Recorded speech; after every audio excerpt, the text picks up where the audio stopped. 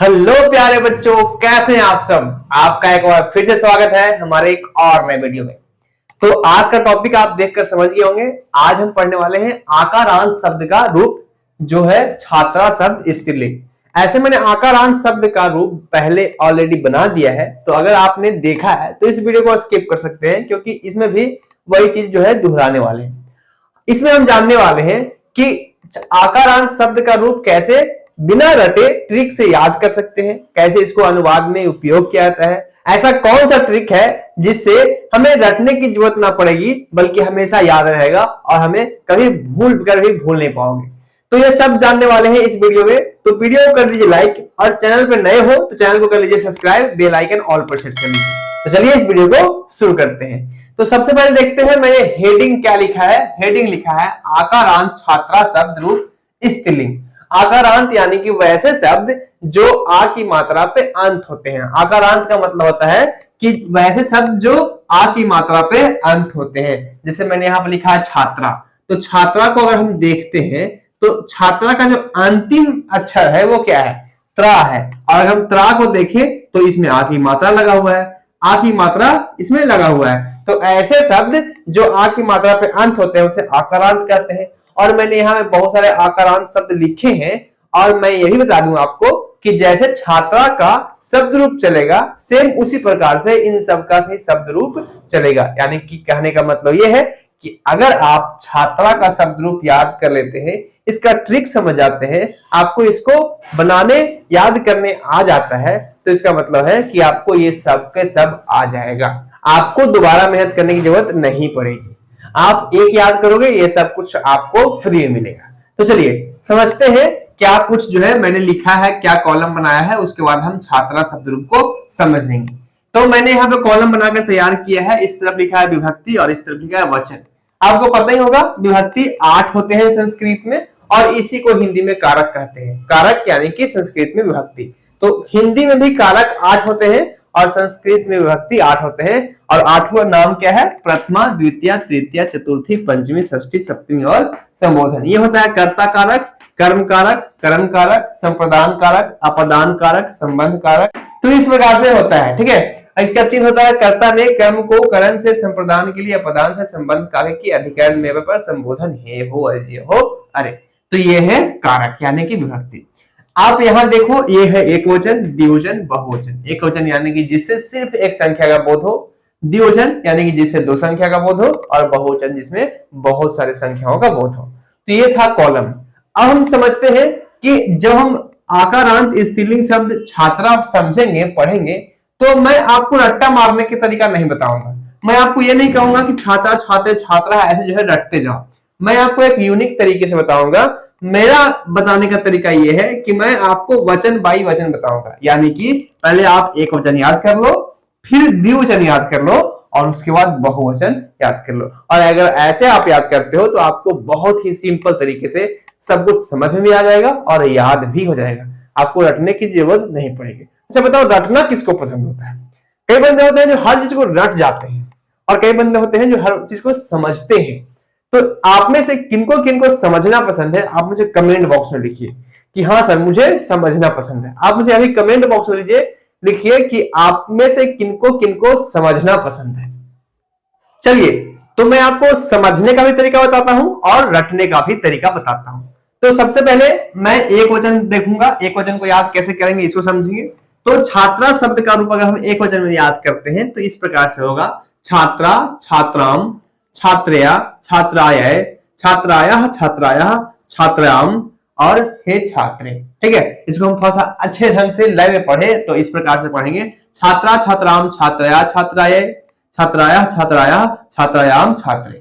इस प्रकार से हम इसको 10 बार 15 बार पढ़ेंगे तो याद हो जाएगा। अब समझते हैं कि इसके पीछे कौन सा ट्रिक लगा हुआ है जिससे जो है ये बनाया हुआ है। मतलब कि कैसे जो है इसके पीछे कौन सा ट्रिक लगा के इसको बनाया गया है, ताकि हम सूत्र समझे, इसका ट्रिक समझ जाए और फिर हम किसी और का भी बना सके। तो चलिए समझते हैं इसके पीछे का ट्रिक।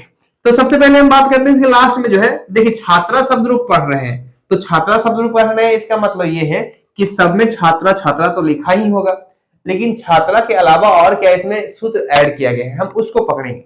तो इसमें तो सिंपल सा छात्रा ही लिखा हुआ है, इसमें हलंत माँ को ऐड किया गया है। ऐसे छात्रा के लास्ट में हलंत माँ को ऐड किया गया है, यानी कि यही इसका सूत्र है। अगर हम किसी और के पीछे हलंत माँ लगाएंगे तो ये बनकर तैयार हो जाएगा। ठीक है, जैसे यहाँ पे मान लीजिए मुझे बनाना है गंगा का, तो यहाँ पे गंगा तो गंगा ही होगा। यहाँ पे क्या होगा, तो जैसे छात्रा के लास्ट में माँ लगाए छात्राम हो गया, वैसे ही गंगा के लास्ट में लगाए गंगाम हो जाएगा। ठीक है, बनकर तैयार हो जाएगा। इसके पीछे लास्ट में क्या लगा हुआ है, इसके लास्ट में लगा हुआ है या, इसके लास्ट में क्या लगा हुआ है यह, इसके लास्ट में क्या लगा हुआ है या, यहां पे भी या, और यहां पे लगा हुआ है या। यहां पे एक ही मात्रा लगा हुआ है, छात्रा में एक में लगा दिए छात्रे हो गए।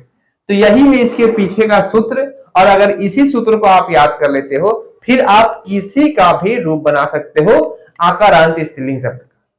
जितने भी मैंने यहाँ पे लिखा है सारे आकारांत स्त्रीलिंग शब्द है, और इनमें से किसी का भी रूप आप बना सकते हो बिल्कुल आसान तरीके से, अगर आपको ये इसके पीछे का सूत्र याद हो जाता है। देखिए बात ये है कि हमने 7, 8, 9 क्लास में संस्कृत को बिल्कुल भाव नहीं दिया, और इसलिए संस्कृत अब आपको भाव नहीं दे रहा है। तो अब जब आप किसी चीज को इग्नोर कीजिएगा तो वो भी तो आपको इग्नोर करेगा। तो इसलिए 10th क्लास में बोर्ड एग्जाम में संस्कृत 100 नंबर का होता है।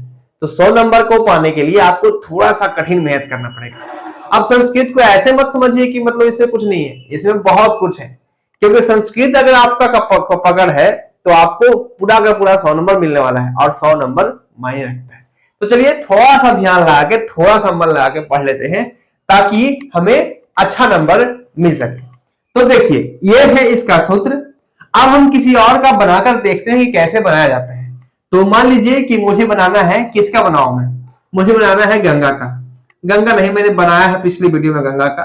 तो मैं बनाता हूं अजा का। अजा यानी कि क्या होता है, मतलब अजा मतलब होता है बकरी। तो मैं बकरी बनाता हूं। तो हाँ, कई बंदों को बकरा बना जाता है, मैं बकरी बना रहा हूं। ठीक है, तो अजा का बनाएंगे तो कैसे बनेगा, तो पहला एक वचन जो है, देखिए मैं इसके नीचे लिखूंगा, लेकिन इसका मतलब ये मत समझिएगा कि मैं द्विवचन बना रहा हूं, बस एक वचन ही है। तो छात्रा का जगह पे हम लिखते हैं अजा, यहां भी अजा लिख लेते हैं। देखिए सारे जो है अजा से ही बनेंगे, बस लास्ट में हमें इसके सूत्र को ऐड कर देना है और बंद कर दिया जाएगा। बहुत ही सिंपल होता है शब्द रूप बनाना, बस कई बंदे पढ़े नहीं होते हैं और इस कारण उसको बहुत भारी लगता है कि मतलब कितना माथा पर जो है ना पूरा पहाड़ ला के रख दिया गया है। ऐसा है नहीं, बस लोग समझते हैं। तो ऐसा मत समझना है, संस्कृत बिल्कुल आसान है और पढ़ने में मजा भी आता है। तो बस देखिए सारे कॉलम में मैंने पहले अजा लिख दिया है, क्योंकि हमें अजा शब्द का रूप बनाना है। अब हम इसके पीछे ये लास्ट में हम सूत्र को ऐड करेंगे। देखिए मैं इसमें ब्लैक मार्कर का यूज करने वाला हूं, ताकि आपको साफ साफ पता चले कि कहां पे सूत्र है। तो इसमें तो कुछ नहीं होगा। ठीक है भाई, ये द्विवचन का नहीं है, मैं आपको बार बार कह रहा हूं, ये एक वचन का ही बना रहे हैं। छात्राम हलंत मा लगाना है, हलंत मा लगा देंगे लास्ट में। यहाँ या लगाना है, यहाँ या लगा देंगे लास्ट में।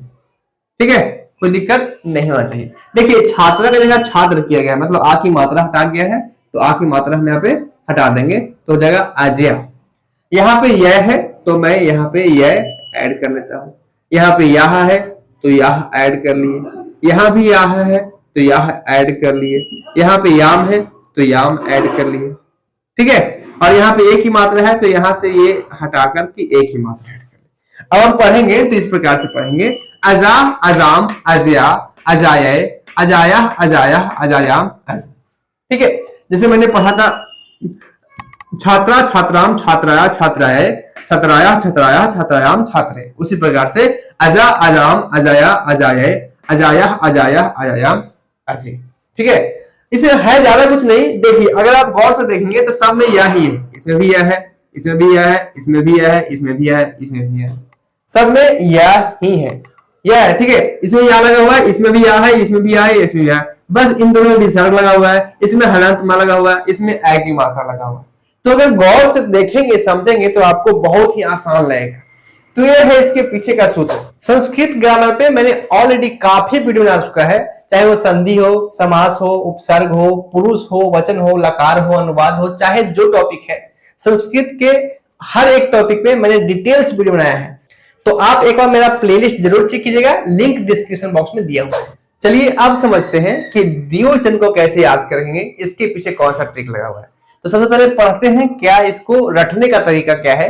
तो इस प्रकार से हम रटेंगे, छात्रे छात्रे छात्राभ्याम छात्राभ्याम छात्राभ्याम छात्रयों छात्रयों हे छात्र। ठीक है, बिल्कुल आसान है, आप बहुत ही आसान से याद कर लोगे क्योंकि द्विवचन बहुत ही आसान होता है। छात्रे छात्रे छात्राभ्याम छात्राभ्याम छात्राभ्याम छात्रयों छात्रयों हे छात्र। 2 बार छात्र छात्र, 3 बार छात्राभ्याम, 2 बार छात्रयों, और लास्ट वाला जो है फर्स्ट वाला ही होता है, मतलब छात्र ही है। ठीक है, तो ये है रटने का तरीका। आप 10 बार 15 बार रटोगे आपको याद आ जाएगा। अब समझते हैं कि इसके पीछे का ट्रिक क्या है, इसके पीछे कौन सा ट्रिक लगा हुआ है जिसके कारण जो है इसको और आसानी से समझ सकते हैं। तो इसके पीछे का ट्रिक समझते हैं। तो छात्र लिखा हुआ है यानी कि इसमें एक ही मात्रा लगा हुआ है, यहाँ भी एक ही मात्रा लगा हुआ है, तो दोनों में एक ही मात्रा हो गया। यहाँ लगा हुआ है भ्याम, छात्राभ्याम यानी कि लास्ट में भ्याम ऐड किया गया है, इसमें भी भ्याम ऐड किया गया है और इसमें भी भ्याम ऐड किया गया है, तो 3 बार हो गया भ्याम। भ्याम को हम भैया पढ़ते हैं, यानी कि हम समझते हैं भैया है। ठीक है, तो हम ऐसे समझेंगे कि 2 बार ए 3 बार भैया। क्या पढ़ेंगे? 2 बार ए और 3 बार भैया। ठीक है, और यहां पे लास्ट में देखेंगे तो लगा हुआ है यो यो यो यो यो हनी सिंह। ठीक है, यो यो हनी सिंह। तो बस ये है इसका ट्रिक। हम ऐसे समझेंगे कि 2 बार ए 3 बार भैया और 2 बार यो यो हनी सिंह। ठीक है, फिर से एक बार, 2 बार ए 3 बार भैया और 2 बार यो यो हनी सिंह। ये है इसके पीछे का ट्रिक है। इसे मैं कहता हूं 2-3-2 फॉर्मूला। 2-3-2 कहने का मतलब है कि ये 2 बार, ये 3 बार और ये 2 बार। 2-3-2 फॉर्मूला। तो अगर हम पूछे कि 2-3-2 फॉर्मूला क्या है तो आप बताएंगे कि 2 बार ए 3 बार भैया और 2 बार यो यो हनी सिंह, बस खत्म। तो ये है द्विवचन के याद करने बनाने का तरीका। आइए समझते हैं कि इसको हम किसी और पे कैसे बना सकते हैं। तो अभी मैंने अजा का बनाया था, चलिए अजा का ही द्विवचन बनाकर देखते हैं। तो अजा का बनाएंगे अगर द्विवचन तो कैसे बनाएंगे? तो ऐसे बनाएंगे, मैं यहां बना रहा हूं, ठीक है, यहां पे बना रहा हूं, बहुवचन मत समझिएगा। तो अजा का बन जाएगा, यहां छात्रा का छात्र हो गया तो अजा का हो जाएगा अजी, अजा का हो जाएगा अजी। अच्छा, ब्लैक मार्कर से लिखना चाहिए ताकि आपको डिफरेंट लगे कुछ।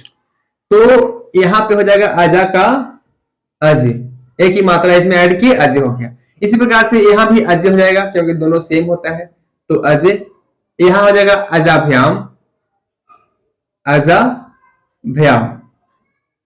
देखिए इसमें आ की मात्रा हट गया है लेकिन इसमें आ की मात्रा नहीं हटता है। जैसे छात्रा का आ की मात्रा नहीं हटा, यहां हट गया था, यहां नहीं हटा था, तो यहां भी नहीं हटाएंगे। तो अजाभ्याम, यहां भी अजाभ्याम और यहां भी हो जाएगा अजाभ्याम। ठीक है, तो 2 बार ए 3 बार भैया हो गया है। अब 2 बार यो हनी सिंह करना है तो अजियो हो जाएगा, अजियो। जैसे कि यहां पे हुआ था छात्रयो तो हो जाएगा अजियो, और यहां भी हो जाएगा अजियो। और लास्ट वाला जो होता है फर्स्ट वाला ही होता है, यानी कि अजे है तो मैं लिख दूंगा यहां पे हे अजे, ऐसे। तो ये बनकर तैयार है अजा का द्विवचन। ठीक है, अजा का द्विवचन बनाया है तो इस प्रकार से बनकर तैयार हो जाएगा। तो बहुत ही सिंपल है, पढ़ लेते हैं क्या है।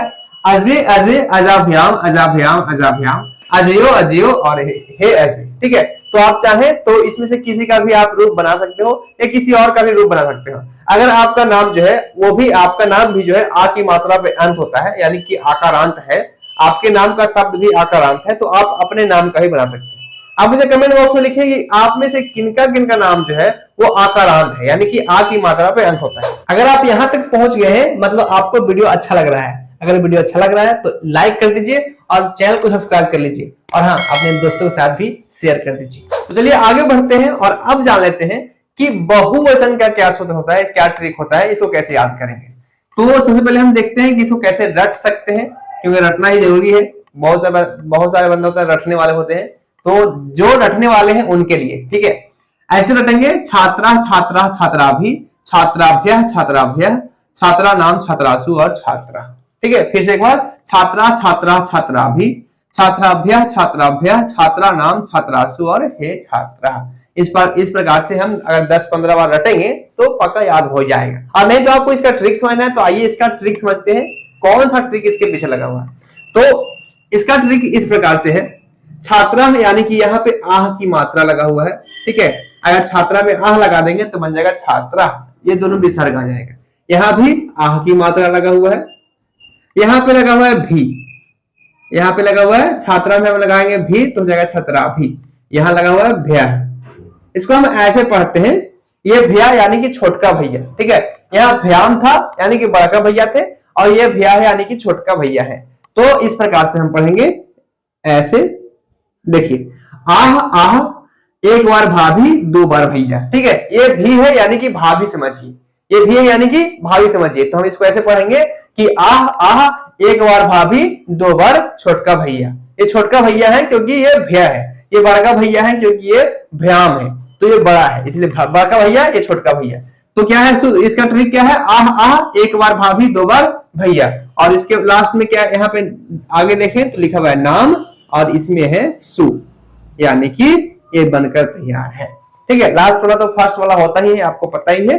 तो ये इसका ट्रिक है, क्या ट्रिक है, आह आह, एक बार भाभी दो बार भैया, नाम सु, ये है इसके पीछे का ट्रिक। तो चलिए इसमें से हम एक का बनाकर देखते हैं। अभी मैंने आजा का बनाया था, तो आजा का ही बनाते हैं। मेरे पास स्पेस नहीं है लिखने का, इसलिए मैं लिखूंगा नहीं, मैं बोलूंगा, बोल कर बताऊंगा। लेकिन आपका काम यह है कि आप मुझे कमेंट बॉक्स में लिखिएगा कि इसका क्या बनेगा, ठीक है।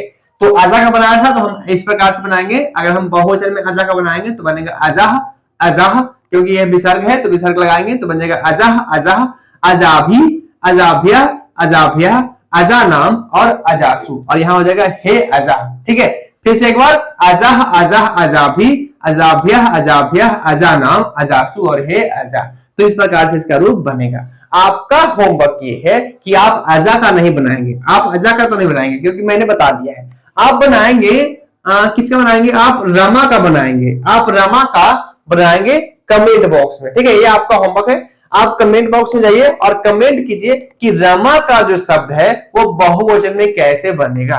सूत्र आपके सामने है, बता मैंने दिया है कैसे बनता है, बस आपको अब अपना दिमाग लगाना है और बनाना है। तो ये वीडियो आपको कैसा लगा आप मुझे कमेंट बॉक्स में जरूर लिखिएगा और अपने दोस्तों के साथ शेयर जरूर कीजिएगा। अगर वीडियो पसंद आया तो लाइक कर दीजिए, चैनल को सब्सक्राइब कर लीजिए और बेल आइकन ऑल पर सेट कर लीजिए ताकि आगे आने वाला वीडियो सबसे पहले आपको मिले। तो फिर मिलते हैं ऐसे एक नए वीडियो में एक नए टॉपिक के साथ। तब तक के लिए देखते रहिए, सीखते रहिए। बाय बाय, जय हिंद।